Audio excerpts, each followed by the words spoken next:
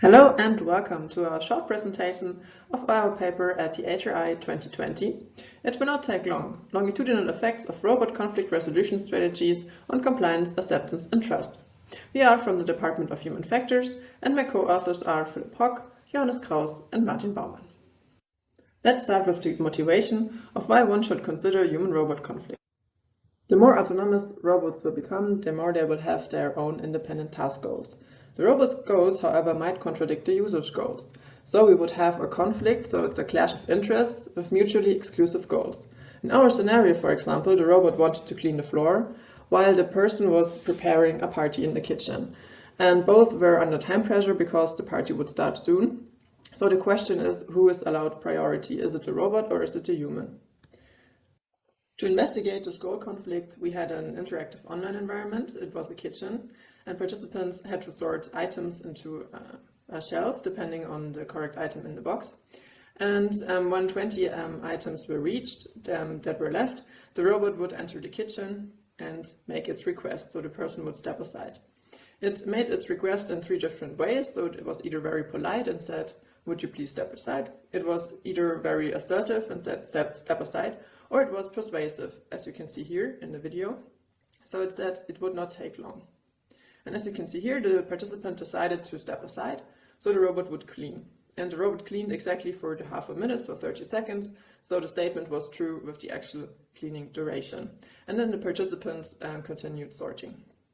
We wanted to investigate now which of those strategies was the most effective over several interactions. Hereby, the media equation and the computers are social actors paradigm, also called CASA, served as basis for the development of the strategies. People automatically treat computers, media, and robots as social actors under certain circumstances. So the idea is that findings from social psychology can also be transferred to HCI and HRI. However, there have also been found limitations, and not everything might be transferable. Limitations to the CASA, for example, are the unique agent hypothesis. So the question is, which of those mechanisms from social psychology can actually be transferred to human-robot interaction? So we investigated which mechanisms can be transferred, and we looked at negotiation strategies, assertive strategies, compliance gaining strategies, and persuasive strategies. From those strategies, we had 3 of them selected for the present study because of previous studies, which I will explain now. The idea was that when the robot applies those strategies from human-human interaction, that would be acceptable, trustworthy, and effective. So how were those strategies developed? So we came up with the appeal and the command strategy. Those strategies rely on politeness or assertiveness. They have shown to have different effects in human-robot interaction. So in our previous studies, we found that command was less effective and less accepted than the appeal, but there were also other strategies that found the opposite effect. So both strategies are opposites, and we wanted to see if those results also hold over time. Additionally, we had a third strategy, which is based on persuasion, and that's not all technique, which says that it will not take long to fulfill the task and tries to persuade the other person to give priority. So in combination, we had a polite strategy, an assertive strategy, and a persuasive strategy, and we wanted to see how the acceptance, trust, and effectiveness of those 3 strategies developed over time, over several interactions. After the participants had interacted with the robot, we also varied if the robot thanked the person for compliance, so reinforcement of good behavior and how this would affect the effectiveness of the strategies.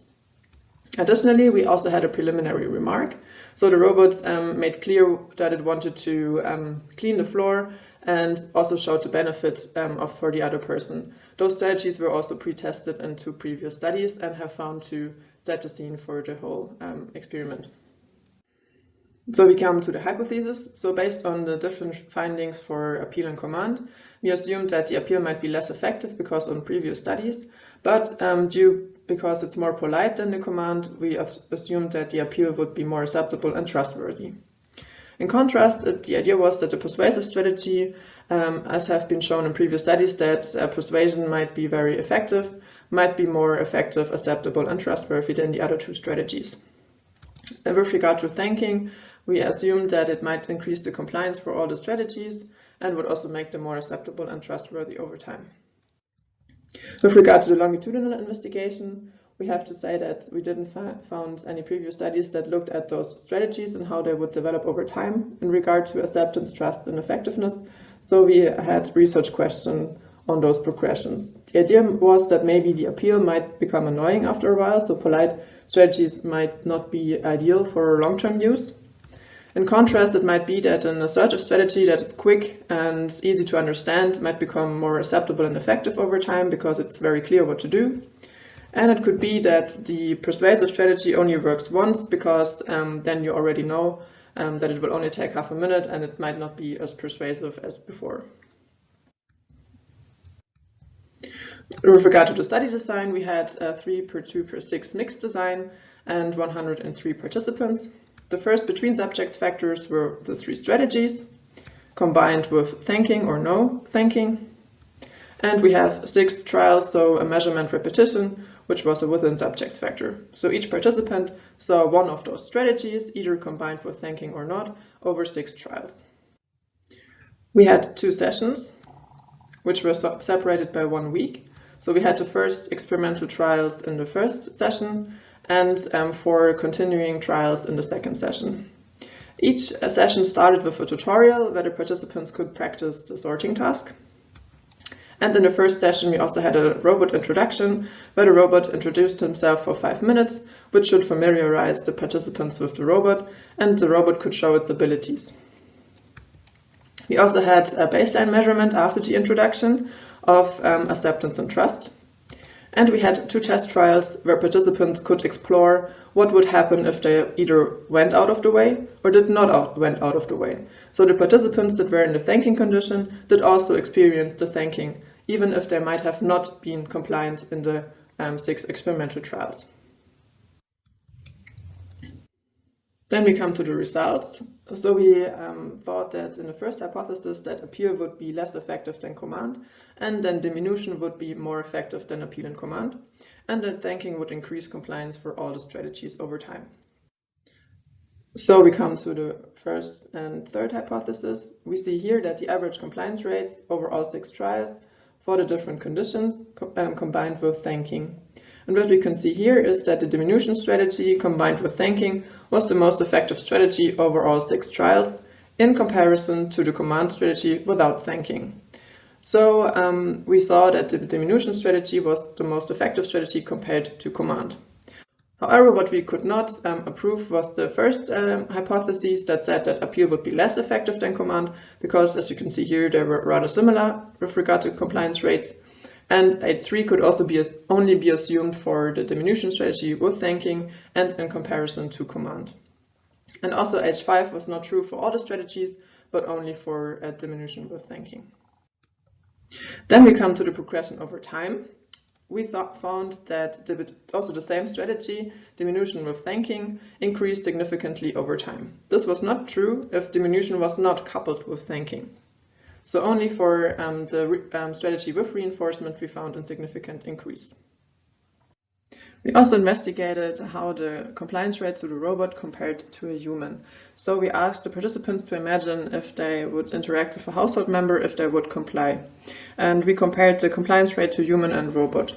Here you can see the bar with the H says that's the compliance rate to the human household member, and the bar with the R is the compliance rate to the robot. You can see the different strategies coupled with reinforcement. What you can see here is that to all the strategies, the household member received more compliance than the robot. However, for the diminution with thanking, for this strategy, both compliance rates did not differ significantly, so it might be that this strategy also renders a robot as equally as effective as to a household member. However, as the study was an online study and this was a self-report, it would be beneficial to replicate this in a lab study. To summarize, the study investigated which conflict resolution strategies could be transferred from the human interaction to human-robot interaction. We found that the diminution strategy with thanking was a strategy that was not more acceptable, but increased in trust over time compared to the other strategies, and it was also the most effective strategy. It even had the potential to make the robot as effective as the household member, so the strategy is worth investigating in future work. We thank you for your attention and are looking forward to discussing with you.